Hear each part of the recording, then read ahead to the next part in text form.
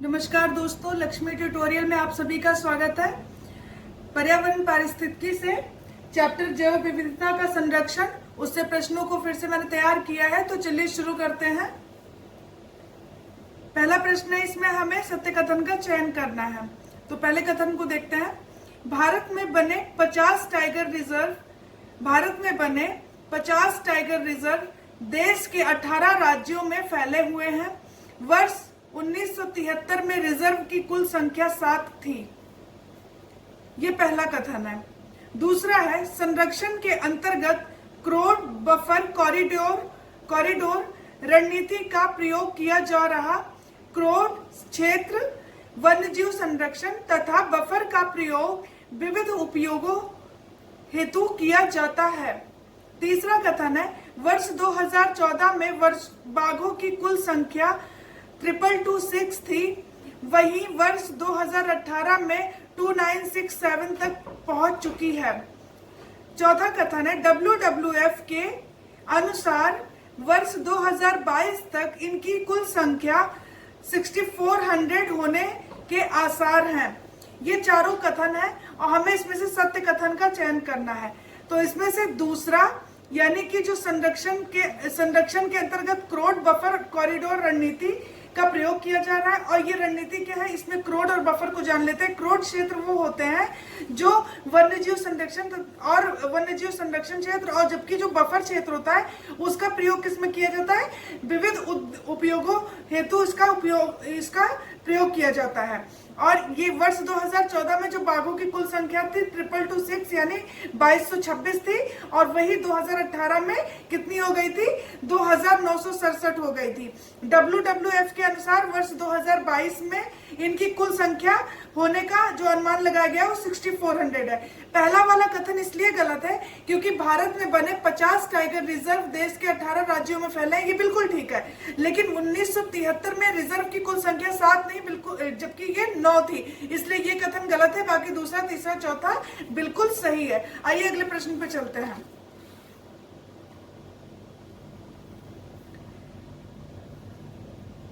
Monitoring system for tiger intensive protection and ecological status यानी M-STRIPS, इससे आप क्या समझते हैं?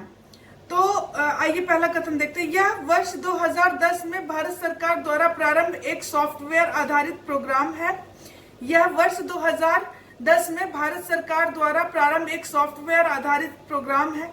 दूसरा कथन है, यह बाघों की निगरानी हेतु इसके जरिए वन्य कर्मचारियों की गश्त, वन्य क्षेत्र में अपराध से संबंधित आंकड़ों का संग्रह एवं विश्लेषण करना अत्यंत आसान हो गया है। ये दोनों कथन है, हमें बताना है कि क्या ये दोनों कथन इसके संबंध में है, सही है या गलत है। ये दोनों कथन बिल्कुल सही है। M-STRIPS यानी monitoring system for tigers intensive protection and ecological status, ये क्या है, ये 2010 में भारत सरकार द्वारा प्रारंभ किया गया एक सॉफ्टवेयर आधारित प्रोग्राम है। ये इसका काम क्या है, ये बाघों की निगरानी के लिए क्या करता है, इसके जरिए जो वन्य कर्मचारियों का गश्त और वन्य क्षेत्र में अपराध से संबंधित आंकड़ों का संग्रह करता है, विश्लेषण करता है, और इसी की वजह से ये सब करना बहुत ही आसान हो गया है। तो ये दोनों कथन बिल्कुल सही है। अगले प्रश्न पे आते हैं। बाघों की गणना 2 प्रकार से की जाती है, एक फुटमार्क विधि, दूसरा है कैमरा ट्रिप विधि द्वारा। ये बिल्कुल सही है कि बाघों की जो गणना होती है वो 2 प्रकार से की जाती है। एक फुटमार्क में क्या होता है, जो बाघों के पैरों के निशान होते हैं उसे ये लोग आकलित करते हैं, और दूसरा जो होता है कैमरा ट्रिप। पहली वाली जो है अवैज्ञानिक है, लेकिन ये जो कैमरा ट्रिप विधि है ये वैज्ञानिक विधि है, तो इसका ज्यादा यूज होता है। वैसे ये दोनों विधियां ही यूज में होती हैं, तो ये बिल्कुल सही है। दूसरे पे आते हैं। आवासों के विखंडन, शिकार, खाद्य पदार्थों में होती कमी के कारण इनकी संख्या में कमी आई है। और ये इनकी संख्या में कमी का कारण कि आवासों का विखंडन हो रहा है, शिकार किया जाता है इनका, और इनके खाने के लिए जो पदार्थों की कमी होती जा रही है, इसी कारण इनकी संख्या में कमी आ रही है। और ये दोनों ही बिल्कुल सही है। चलिए अगले प्रश्न पे आते हैं।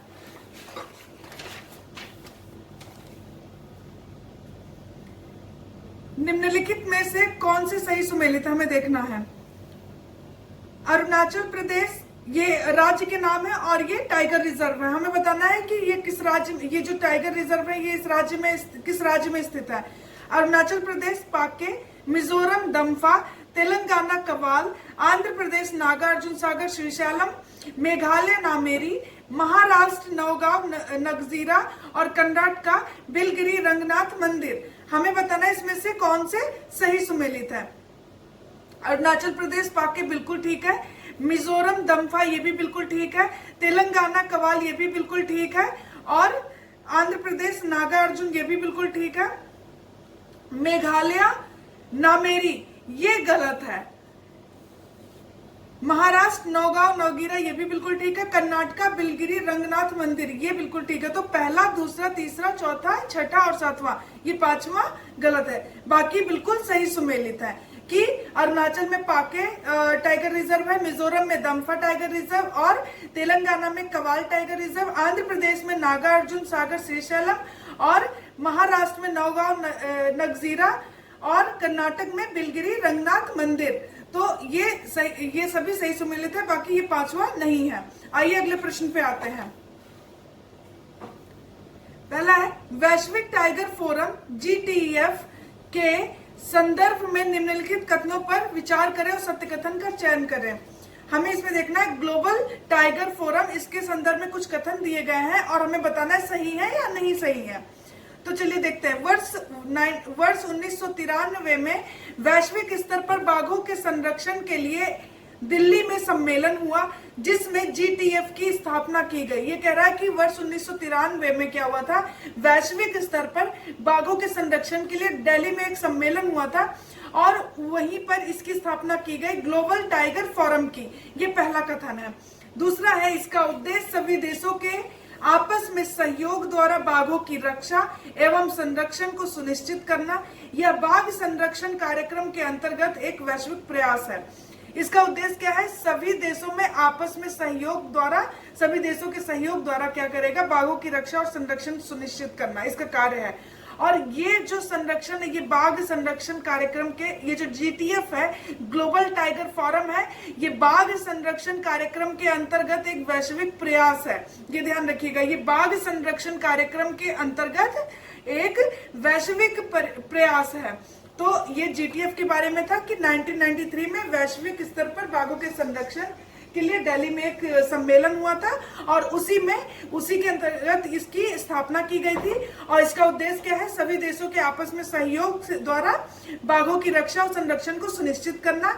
और बाघ संरक्षण कार्यक्रम के अंतर्गत ये एक प्रयास है, वैश्विक प्रयास है। ये दोनों कथन बिल्कुल सही है, ये GTF से रिलेटेड था। आइए अगले प्रश्न पे देख, इसको एक बार हम देखते हैं कि GTF द्वारा चलाए जा रहे प्रोजेक्ट है तो उनके बारे में एक बार हम जान लेते हैं। बाघों की निगरानी और दूसरा है ग्लोबल टाइगर रिकवरी प्रोग्राम। ये दोनों GTF के द्वारा चलाए जा रहे हैं। बाघों की निगरानी में क्या करता है कि ये जो मतलब प्रतिवर्ष क्या करता है कि भारत में टाइगर वॉच के अंतर्गत रशिया से एक फील्ड ऑफिसर भारत में बाघ रिजर्व की स्थिति की जांच करने हेतु भारत में आता है।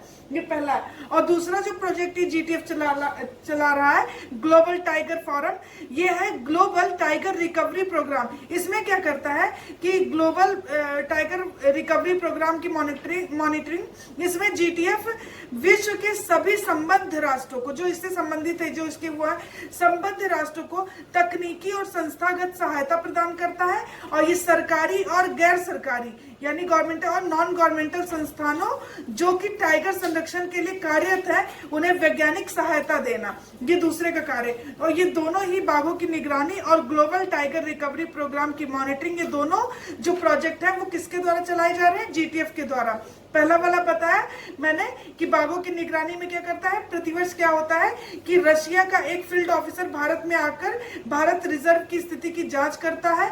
और दूसरे में क्या होता है, ग्लोबल टाइगर रिकवरी प्रोग्राम की मॉनिटरिंग। इसमें ये जो दूसरा प्रोजेक्ट है इसमें GTF इसके अंतर्गत क्या करता है कि विश्व के सभी संबद्ध राष्ट्रों को तकनीकी और संस्थागत सहायता प्रदान करता है, चाहे वो सरकारी हो चाहे वो गैर सरकारी हो। बस ये है इसकी शर्त कि जो टाइगर संरक्षण के लिए कार्यरत है उन्हें वैज्ञानिक सहायता देता है।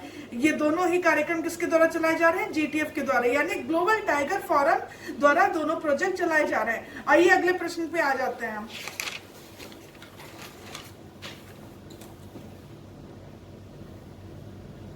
एनटीसी राष्ट्रीय टाइगर संरक्षण प्राधिकरण के संदर्भ में निम्नलिखित कथनों पर विचार करें। पहला है, यह पर्यावरण, वन एवं जलवायु परिवर्तन मंत्रालय के अंतर्गत गठित एक संवैधानिक निकाय है। यह पर्यावरण, वन एवं जलवायु परिवर्तन मंत्रालय के अंतर्गत एक संवैधानिक निकाय है जो वन्य जीव अधिनियम 1972 के तहत कार्य करता है। संशोधन किया गया था 2006 में। तो यह पर्यावरण, वन एवं जलवायु परिवर्तन मंत्रालय के अंतर्गत गठित एक संवैधानिक निकाय है। राष्ट्रीय टाइगर संरक्षण प्राधिकरण के संदर्भ में यह कथन है, ध्यान रखिएगा, जो वन्य जीव अधिनियम 1972 के तहत कार्य करता है। यह टाइगर रिजर्व संबंधित राज्यों को केंद्रीय सहायता प्रदान करता है तथा राज्यों द्वारा टाइगर संरक्षण हेतु बनाई गई योजनाओं को मंजूरी भी प्रदान करता है। ये एक तो सहायता भी प्रदान करता है, केंद्रीय सहायता प्रदान करता है राज्यों को, और राज्यों द्वारा जो टाइगर संरक्षण हेतु योजनाएं बनाई गई हैं उनको मंजूरी भी प्रदान करता है एनटीसीए। और तीसरा कथन है, यह भविष्य में संरक्षण के प्रयासों में गुणात्मक सुधार, आवास क्षेत्रों में सुधार आदि हेतु सूचनाएं प्रदान करता है। चौथा है, संरक्षण में लगे लोगों को अपने को सुरक्षित रखने के लिए प्रशिक्षण देता है और रिजर्व को बेहतर बनाने के लिए अधिकारियों के कौशल विकास के कार्यक्रम भी चलाता है। और ये सभी कार्य बिल्कुल सही है और ये राष्ट्रीय टाइगर संरक्षण प्राधिकरण ये करता है, ये इसके सारे कार्य हैं। ये कब आया था? यह पर्यावरण, वन एवं जलवायु परिवर्तन मंत्रालय के अंतर्गत एक संवैधानिक निकाय है जो वन्यजीव अधिनियम 1972 के तहत कार्य करता है।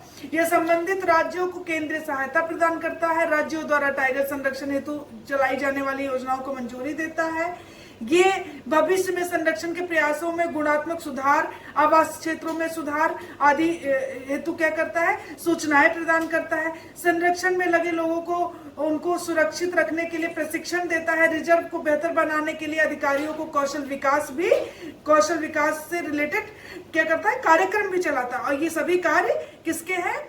राष्ट्रीय टाइगर संरक्षण प्राधिकरण। और ये सभी कथन बिल्कुल सही है। अगले प्रश्न पे आते हैं। प्रोजेक्ट एलिफेंट के संदर्भ में सत्य कथन है, देखते हैं। पहला है, प्रोजेक्ट एलिफेंट 1992 यानी 1992 में केंद्र सरकार द्वारा शुरू किया गया। प्रोजेक्ट एलिफेंट ये कह रहा है कि 1992 में केंद्र सरकार द्वारा, सेंट्रल गवर्नमेंट द्वारा शुरू किया गया था। हाथियों की संख्या बढ़ाने, उन्हें प्राकृतिक आवास क्षेत्र में उनको प्रतिस्थापित करने हेतु शुरू किया गया था। मानव पशु विरोध की समस्याओं को हल करना, पालतू हाथियों का कल्याण करना, ये इसका कार्य है। यह मुख्य रूप से 16 राज्यों एवं केंद्र शासित प्रदेशों में क्रियान्वित किया जा रहा है।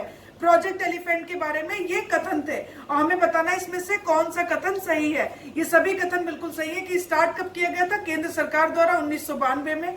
हाथियों की संख्या को बढ़ाने के लिए, उनके प्राकृतिक आवास क्षेत्र में उन्हें दोबारा से प्रतिस्थापित करने के लिए, मानव और पशु के विरोध की समस्याएं जो है उनको हल करना, पालतू हाथियों का कल्याण करना, ये इसके कार्य है। यह मुख्य रूप से 16 राज्यों केंद्र शासित प्रदेशों में क्रियान्वित किया जा रहा है और थोड़ी सी सहायता, इसे लघु सहायता दी जाती है महाराष्ट्र और छत्तीसगढ़ को भी। तो ये सभी कथन बिल्कुल सही थे प्रोजेक्ट एलिफेंट के बारे में। अगले प्रश्न पे आते हैं हम। निम्नलिखित में से सही सुमेलित है। ये एलिफेंट रिजर्व है और ये राज्य है। हमें बताना है कि इसमें से कौन से सुमेलित नहीं है, सही सुमेलित नहीं है। कर्नाटका, डंडेली, असम, कामेंग, केरल, वायनाड, उत्तराखंड, शिवालिक, मयूर झरना, उड़ीसा। और हमें बताना है कौन सा सही सुमेलित नहीं है। इसमें से ये जो दूसरा और पांचवा ये सही सुमेलित नहीं है और बाकी बिल्कुल सही सुमेलित है। यानी कर्नाटक डंडेली में है, केरला वायनाड में है, उत्तराखंड शिवालिक, मयूर झरना उड़ीसा में नहीं, ये बंगाल में है, पश्चिम बंगाल में है। तो ये पहला, तीसरा, चौथा सही है, दूसरा और पांचवा गलत है। तो हमें इसमें से कौन सा सुमेलित नहीं है? दूसरा और पांचवा सुमेलित नहीं है, बाकी सही है। कर्नाटक डंडेली, केरला वायनाड, उत्तराखंड शिवालिक, मयूर झरना वेस्ट बंगाल में होगा, ना कि उड़ीसा में।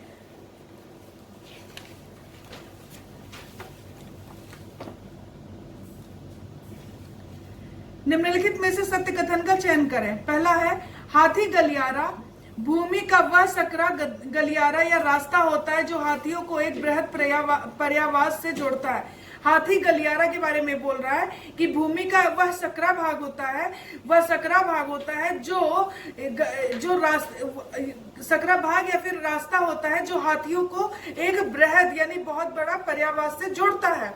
दूसरा है, यह जानवरों के आवागमन के लिए पाइपलाइन की तरह कार्य करता है। ये जो जानवर होते हैं उनके आवागमन के लिए, आने जाने के लिए पाइपलाइन की तरह कार्य करता है। वर्तमान में 88 एलिफेंट कॉरिडोर है। वर्तमान में कितने कॉरिडोर हैं एलिफेंट? 88 कॉरिडोर हैं। और चौथा है कि कोयला खनन तथा लौह अयस्क का खनन हाथी गलियारे को नुकसान पहुंचाने वाले दो प्रमुख कारण हैं। और ये सभी कथन बिल्कुल सही हैं कि ये जो हाथी गलियारा बनाया जाता है इसको नुकसान कैसे पहुंचता है? कोयला खनन और लौह अयस्क का खनन जब किया जाता है तो इससे नुकसान पहुंचता है।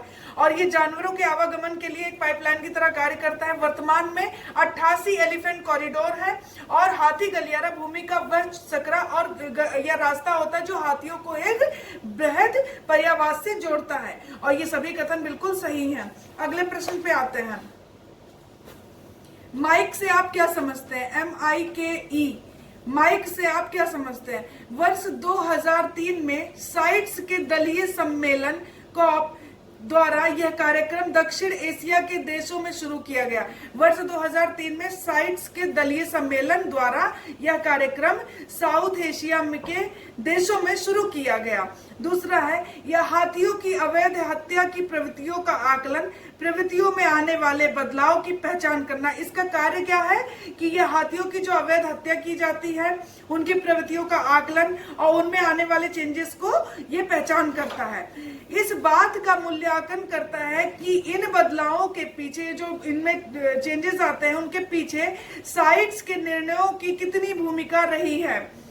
चौथा है, चिरांग रीपू, दिहिंग पटकई, पूर्वी द्वार और दिमाली भारत में माइक स्थल हैं।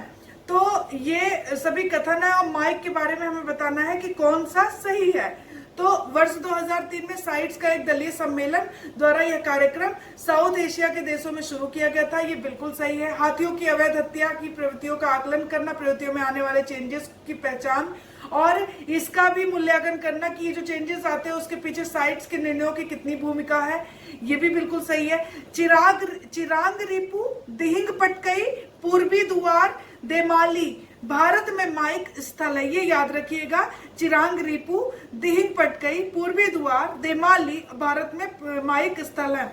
हम ये भी अगले प्रश्न में देख लेते हैं कि ये जो जगह है ये कहाँ पे है। हालांकि ये जो माइक से रिलेटेड ये कथन थे ये सभी बिल्कुल सही है। आइए अगले प्रश्न पे आते हैं। ये माइक स्थल है और ये राज्य है, तो ये भी एक बार देख लेते हैं, इंपॉर्टेंट है। चिरांग रीपू असम, दिहिंग पटकई अरुणाचल, पूर्वी द्वार पश्चिम बंगाल, वायनाड केरला, देमाली अरुणाचल प्रदेश। इसमें हमें देखना है कौन सा सही सुमेलित नहीं है। तो चिरांग रीपू असम में है, बिल्कुल सही है। दिहिंग पटकई अरुणाचल में नहीं है, तो यही सुमेलित नहीं है क्योंकि ये असम में है ना कि अरुणाचल में। दिहिंग पटकई अरुणाचल में नहीं है, असम में है। बाकी सही सुमेलित है। चिरांग रीपू असम में है, पूर्वी द्वार पश्चिम बंगाल, वायनाड केरला, देमाली अरुणाचल। ये माइक स्थल है और ये राज्य के नाम है। आइए अगले प्रश्न पे आते हैं।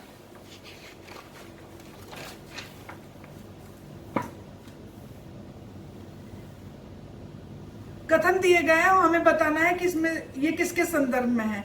यह अभियान पर्यावरण, वन एवं जलवायु परिवर्तन मंत्रालय तथा वाइल्ड ट्रस्ट ऑफ इंडिया द्वारा संयुक्त रूप से शुरू किया गया ये अभियान है। और ये किसके द्वारा शुरू किया गया? पर्यावरण, वन एवं जलवायु परिवर्तन मंत्रालय और वाइल्ड ट्रस्ट ऑफ इंडिया, इनके द्वारा संयुक्त रूप से शुरू किया गया।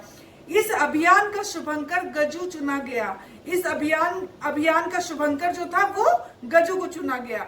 औपचारिक रूप से यह अभियान एलिफेंट 8 की मंत्री स्तरीय बैठक में मई 2011 में शुरू किया गया था। औपचारिक रूप से ये जो था अभियान एलिफेंट 8 की मंत्री स्तरीय बैठक में मई 2011 में शुरू किया गया था। चौथा कथन है सरकार व अन्य संबंधित समुदाय को साथ लेकर जागरूकता अभियान चलाना इसका कार्य है। हमें बताना है ये किसके संदर्भ में कथन है।